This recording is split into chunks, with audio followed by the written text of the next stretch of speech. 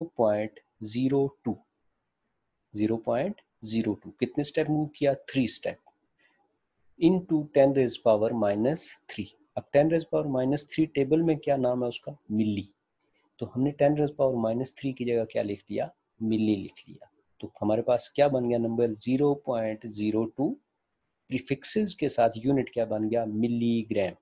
Prefixes का unit क्या बन गया? मिलीग्राम। अब मिली क्या है? प्रीफिक्स है। ग्राम क्या है? यूनिट है।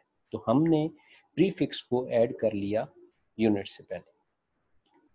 इसके बाद अगर हम मजीद इसको मूव करें तो पॉइंट कहाँ पे चला जाएगा? पहले जाएगा 0 और 2 के दरमियान में, फिर अगर 2 से आगे जाए तो ये बन जाएगा 2 इंटू 10 रेज पावर -5, और अगर मजीद हम मूव करें तो ये 20 इंटू 10 रेज पावर -6। और -6 का नाम क्या है? माइक्रो। -6 का नाम क्या है? माइक्रो। 20 माइक्रोग्राम। इसके बाद मजीद इसकी एग्जांपल है जिसमें हमारे पास अब मज़ीद जो है वो इसको वैल्यू को छोटा किया गया है, मज़ीद उसको स्मॉल वैल्यू को कर दिया गया है, जिसमें हमारे पास अब कितने ज़ीरोज़ हैं? 81 से पहले 8 ज़ीरोज़ हैं। अब हम मज़ीद इसको कितना मूव कर सकते हैं? अगर हम देखें तो 10 रेज़ पावर -1 भी मौजूद है टेबल में, 10 रेज़ पावर -2 भी है, 10 रेज़ पावर -3 भी है, फिर उसके बाद 10 रेज़ पावर -6 है, और उसके बाद 10 रेज़ पावर -9 है। और अगर हम यहाँ पे देखें कि कितने स्टेप इसको मूव कर सकते हैं, तो हम इसको 6 स्टेप भी मूव कर सकते हैं और 9 स्टेप भी मूव कर सकते हैं। 9 तक हम इजीली मूव कर सकते हैं। हमारे पास नंबर एक सूटेबल नंबर बनेगा 8.1। तो हम पहले इसको 6 स्टेप मूव करते हैं। 6 स्टेप के साथ कहाँ पे चला जाएगा? ये वैल्यू बन जाएगी 0.0081। कितने स्टेप मूव किया? 6 स्टेप। किधर से किधर? लेफ्ट से राइट की तरफ। लेफ्ट से राइट की तरफ क्या? तो इसका मतलब है पावर -6 हो जाएगी। पावर -6 है, 10 रेज पावर -6 का नाम टेबल में क्या है? माइक्रो। तो हमने क्या लिखा? माइक्रो का साइन यूज किया, माइक्रोमीटर। अब मजीद अगर हम देखें तो ये नंबर और भी जो है वो इसको हम सिंपल कर सकते हैं। सिंपल करने के लिए हम अगर डेसिमल पॉइंट को 8 और 1 के दरमियान में ले जाएं, इन बिटवीन 8 एंड 1 मूव करें, तो हमारे पास मजीद कितने स्टेप मूव करेगा? 3 स्टेप लेफ्ट टू राइट। तो -6 में 3 स्टेप और -3 हो जाएंगे, तो कितना हो जाएगा? Base same power z -6 -9 -6 -3 minus minus plus sign minus का 6 एंड 3 9। तो क्या हमारे पास बन जाएगा? 8.1 into 10 raise power -9 metre. 8.1 nanometre. अब प्रीफिक्सेस जो है वो यूज किए जाते हैं दोनों तरह के यूनिट्स के साथ। आप बेस के साथ भी यूज कर सकते हो, ड्राइव के साथ भी यूज कर सकते हो, लेकिन एक बात का ख्याल रखना है कि डबल प्रीफिक्स आप यूज नहीं कर सकते। अगर कहीं पे किलो आ गया है तो किलो से पहले और किलो के बाद में आपको दूसरा प्रीफिक्सेस नहीं, किलो किलो नहीं लिख सकते, सेंटी किलो नहीं लिख सकते, मिली किलो नहीं लिख सकते। मतलब दो प्रीफिक्सेस इकट्ठे कभी भी यूज नहीं हो सकते किसी भी यूनिट के साथ। सिर्फ और सिर्फ एक प्रीफिक्सेस, जैसे kilogram, kilo second, millimetre, centimetre, kilometre. तो एक प्रीफिक्सेस, किलो आया तो सेंटी नहीं आएगा, सेंटी किलो, मतलब सेंटी और किलो दोनों इकट्ठे नहीं आ सकते। इसके बाद मेजरिंग इंस्ट्रूमेंट्स। मेजरिंग इंस्ट्रूमेंट्स क्या होते हैं?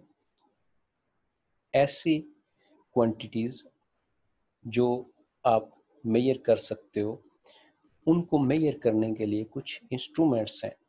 उन इंस्ट्रूमेंट्स को यूज किया जाता है क्वांटिटीज को मेजर करने के लिए।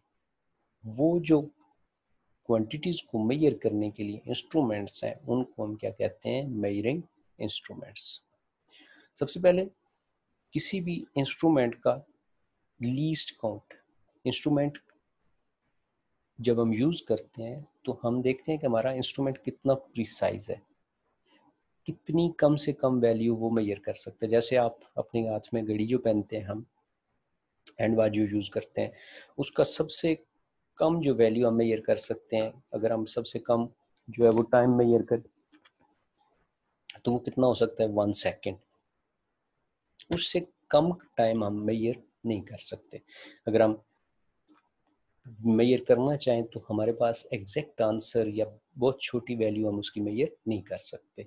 मिनट्स में कर सकते हैं, आवर्स में कर सकते हैं, लेकिन सबसे छोटा टाइम जो मेजर कर सकते हैं वो कितना कर सकते हैं 1 सेकेंड। तो लीस्ट काउंट क्या होता है? किसी भी मेजरिंग इंस्ट्रूमेंट की वो स्मॉलेस्ट वैल्यू होती है जो उस इंस्ट्रूमेंट की मदद से मेजर की जा सकती है। वो कम से कम नंबर, वो कम से कम वैल्यू जो किसी भी मेजरिंग इंस्ट्रूमेंट से मेजर की जा सके उसको हम क्या कहते हैं? Least count. वो स्मॉलेस्ट पॉसिबल वैल्यू, वो पॉसिबल वैल्यू जो छोटी से छोटी वैल्यू किसी भी इंस्ट्रूमेंट से हम मेजर कर सकते हैं, उससे छोटी वैल्यू हम मेजर न कर सकें, वो वैल्यू क्या कहलाती है? Least count. जैसे हैंड वॉच है तो हैंड वॉच का जो लीस्ट काउंट है वो कितना है? 1 सेकेंड। इसी तरह मीटर रूल है, आपके पास स्केल है जो आप लाइन लगाने के लिए यूज़ करते हो, आपके पास ज्योमेट्री में होता है, उसकी मदद से हम कितना मेजर कर सकते हैं? 1 मिलीमीटर। सेंटीमीटर की लाइन होती हैं, सेंटीमीटर के दरमियान में छोटी छोटी लाइंस होती हैं, 10 लाइंस होती हैं। वो जो एक लाइन है 0 और वो छोटे वाली लाइन के दरमियान जो डिस्टेंस है वो कितना है? 1 मिलीमीटर। ठीक है। Metre rule. A meter rule is a length measuring instrument. Length को मेजर करने के लिए जो इंस्ट्रूमेंट यूज किया जाता है वो मीटर रूल यूज किया जाता है। मीटर रूल डिफरेंट जो है वो तरह का बना हुआ होता है। वो किसी मेटल रॉड का भी बना हुआ होगा, आपके पास वुड का बना हुआ हो सकता है, तो वो किसी मटेरियल का बना हुआ हो सकता है, लेकिन उसकी मदद से हम क्या कर सकते हैं? किसी भी चीज़ की लेंथ मेजर करनी हो तो वो हम किसकी मदद से करेंगे? मीटर रूल की मदद से करेंगे। तो लेंथ को मेजर करने के लिए जो कॉमन हम यूज करते हैं इंस्ट्रूमेंट वो क्या है? Metre rule. अब मीटर रूल जो लेबोरेटरी के अंदर यूज किया जाता है डिस्टेंस मेजर करने के लिए, दो पॉइंट के दरमियान जो है वो डिस्टेंस मेजर करने के लिए या किसी भी चीज़ की लेंथ मेजर करने के लिए, तो हम मीटर रूल यूज़ करते हैं, स्केल यूज़ करते हैं। इसके ऊपर जो डिवीजन होती हैं वो किस में होती हैं? सेंटीमीटर में होती हैं। और 1 मीटर लॉन्ग जो होता है उसके अंदर कितनी सेंटीमीटर होंगे? 100 सेंटीमीटर। और हर 1 सेंटीमीटर कितने मिलीमीटर में डिवाइड होगा? 10 मिलीमीटर। 0 एंड 1, 0 और 1 सेंटीमीटर के दरमियान कितनी लाइंस होंगी? 10 लाइंस होंगी। और वो एक लाइन जो है वो कितनी की होगी? 1 मिलीमीटर। तो 0 और 1 सेंटीमीटर के अंदर कितनी लाइन होगी? 10 मिलीमीटर की लाइंस होंगी। इसके बाद है, अब सबसे पहले जब आप किसी भी चीज़ की या मेजरमेंट करते हो या इंस्ट्रूमेंट यूज़ करते हो तो सबसे पहला काम आपका क्या है? ज़ीरो एरर फाइंड करना। मतलब कि आपके जो इंस्ट्रूमेंट आप यूज़ कर रहे हो उसके अंदर कोई फॉल्ट तो नहीं है। अगर कोई फॉल्ट है तो उस फॉल्ट की वजह से आप जो मेजरमेंट करोगे वो मेजरमेंट क्या हो जाएगी? उसमें कम या ज़्यादा हो सकती है। तो आपने सबसे पहले क्या करना है? अपने इंस्ट्रूमेंट के अंदर उस खराबी को क्या करना है? ढूंढना है कि मेरा इंस्ट्रूमेंट आया ठीक है या गलत है, उसके अंदर क्या फॉल्ट है। और उस फॉल्ट को सबसे पहले आपने क्या करना है? फिक्स करना है। उस फॉल्ट को आपने ठीक करना है।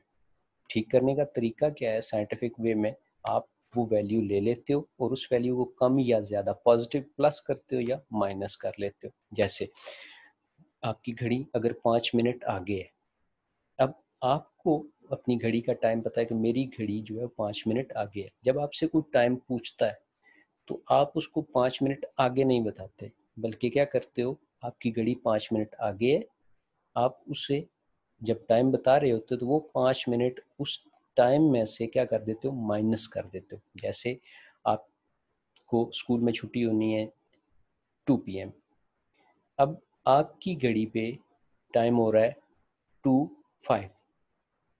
अब आपसे कोई पूछेगा कि आपकी घड़ी पे क्या टाइम हुआ, तो आप क्या करोगे? उसे 2:05 नहीं बताओगे, बल्कि क्या करोगे? आपकी घड़ी पे 2:05 हुआ है लेकिन वो आपकी घड़ी एग्जैक्ट टाइम से 5 मिनट आगे चल रही है। तो आप वो 5 मिनट उसमें से क्या करोगे, पहले निकालोगे, और उस 5 मिनट को निकाल कर आप क्या करोगे, टाइम बताओगे।